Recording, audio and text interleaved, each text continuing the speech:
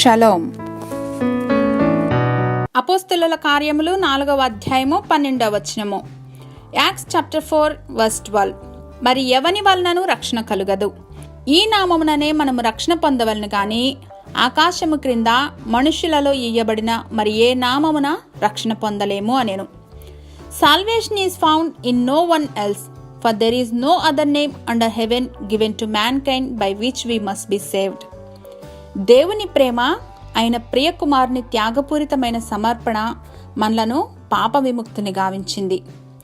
దేవుని శక్తి మనకు మృతులలో నుండి పునరుద్ధానాన్ని ప్రసాదించింది. ఆదియందున్న వాక్యము మన మధ్య శరీరధారిగా జీవించటాన్ని బట్టి, మన శిక్ష యావత్తును సిలువలో భరించటాన్ని బట్టి, మన పట్ల దేవాది దేవునికున్న ఎంపతి వాత్సల్యతను బట్టి మనకు నిత్య జీవం లభించింది.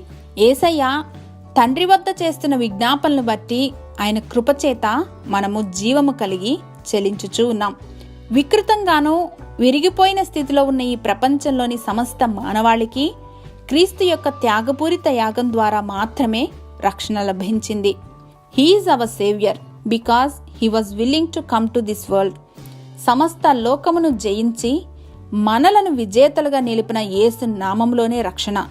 యేసు నామం అన్నిటికంటే పైనున్న నామం. హల్లెలూయా.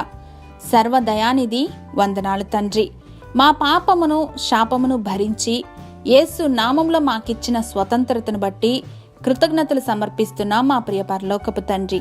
ఆమేన్.